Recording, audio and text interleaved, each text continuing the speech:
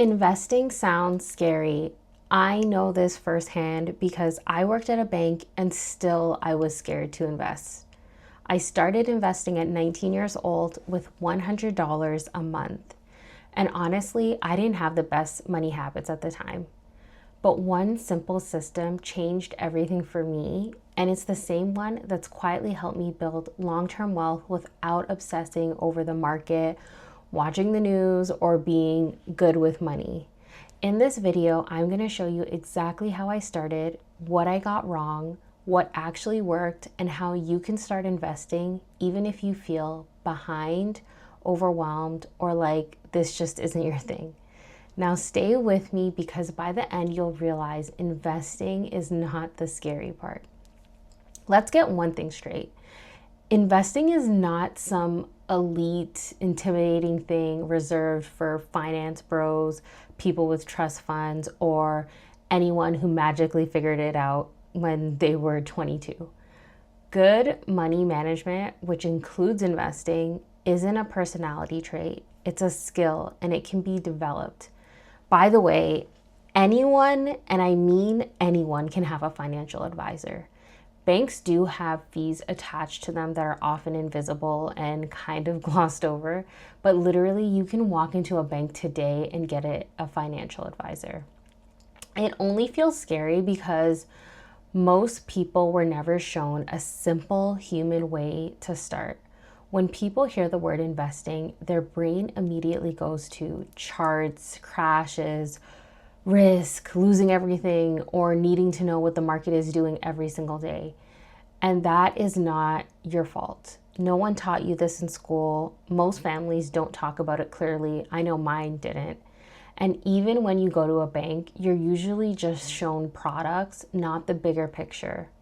So before we talk about how to invest, we need to change how you see investing, because investing isn't a product, it's a habit, it's a system. And more than anything, it's a way of protecting your future self from ever having to work forever. For those of you who don't know me, my name is Jess. I started working at a major bank in Canada when I was 18 years old. I was a teller first, then within a few months, I was promoted to an advisor. I tried to soak up everything I could and do the best I could, and honestly, I still can't believe I got promoted that early. I definitely manifested it, and that really helped change the trajectory of my life. I was helping people every single day with their money, opening up accounts, moving money, and explaining savings options. And here's the part you might find surprising. Even while working at a bank, I didn't immediately start investing. I know I should have. I was around money all the time, hearing about it constantly, but knowing and doing are two very different things. At the time, my role was very transactional. People would come in and say, I want to save more, or I need help opening up an account, or I want to buy a house. So I'd help them set up savings accounts. One of the biggest tools we used was automation. We had something called pre-authorized transfers. Basically, you choose an amount, say 20, 50, even $10, and you choose a frequency, weekly, monthly. I would help people typically align it with their pay schedule. And that amount is moved at that frequency from your checking account into your savings. It required very little thinking.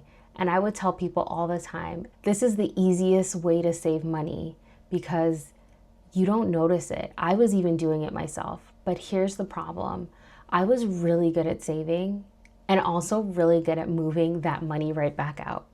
If I wanted to travel, shop, or do something fun, I just transfer the money from my savings to my checking account. So technically I was saving, but I wasn't building anything permanent. And this is where a lot of people get stuck. They're not bad with money, they're just too liquid.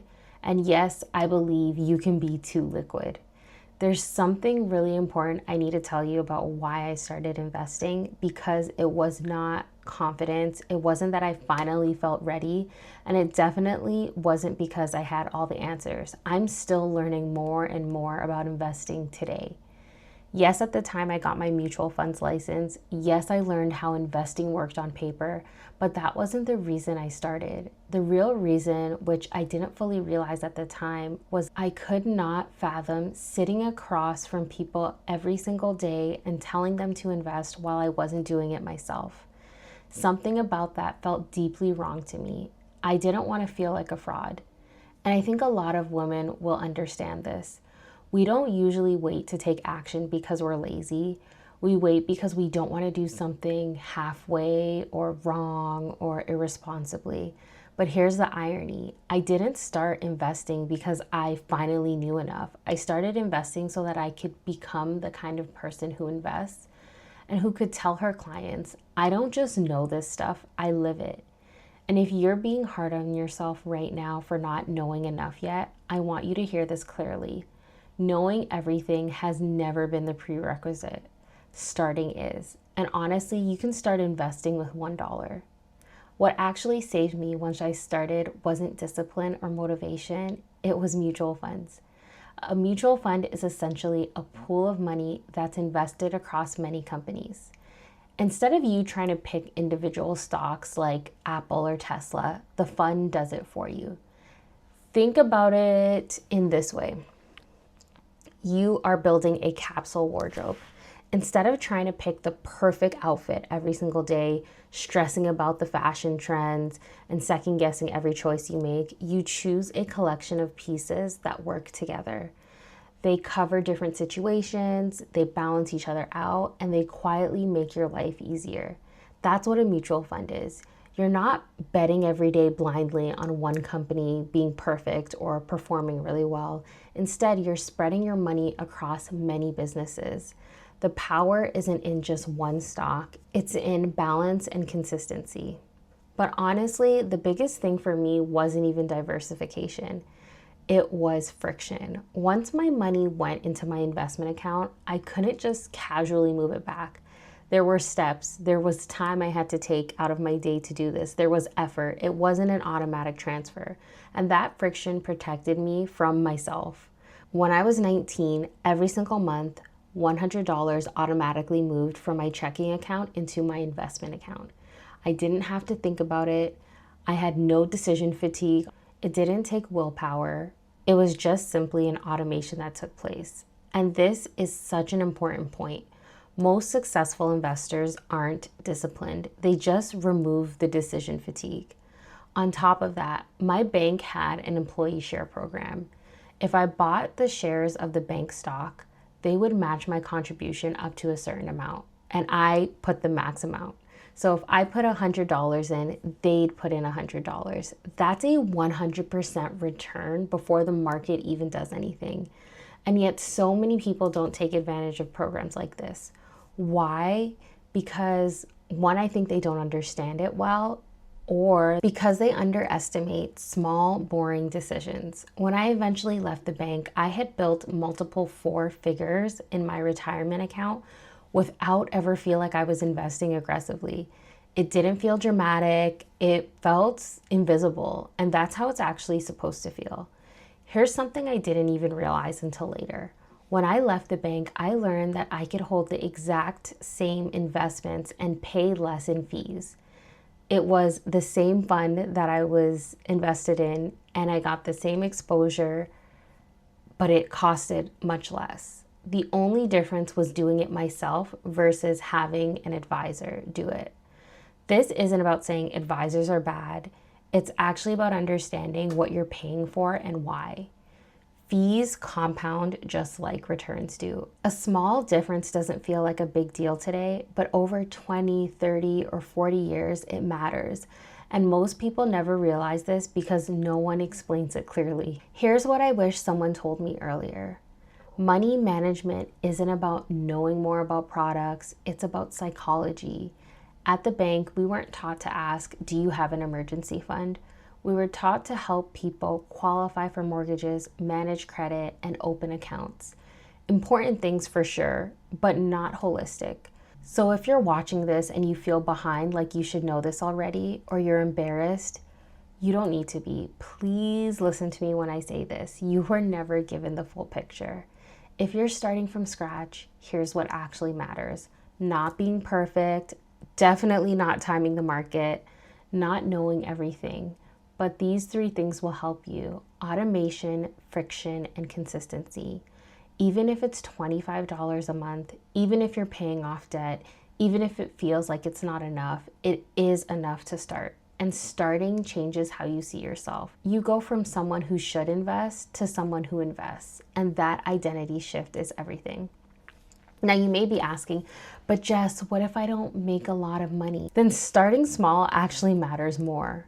But what if the market crashes? It will, multiple times in your lifetime. That's normal. But I don't fully understand everything. You don't need to understand everything. You need a system. Most people don't fail because they choose the wrong investment. They fail because they never started or they stop. Here's the real reason I invest: not to be rich, not to flex, not to try and beat the market. I invest because I don't want future me to feel trapped. I don't want her to stay in situations she's outgrown because she needs a paycheck. I don't want her choices to shrink as she gets older. Investing is freedom insurance, and every small decision you make today buys future you a little more space. If this video helped you see money differently, subscribe. Not because I'm going to tell you to chase hype or flashy results, but because I'm here to teach you how to build a calm, sustainable relationship with money that actually lasts. In future videos, I'll break down exactly how to invest step by step, how to choose accounts, how to think about risk, and how to build wealth without getting overwhelmed. And if you want to go deeper and work with me, you'll start seeing how I help people build real systems that fit their lives. Start small, stay consistent, and remember, investing was never scary. You just needed someone to explain it like a human.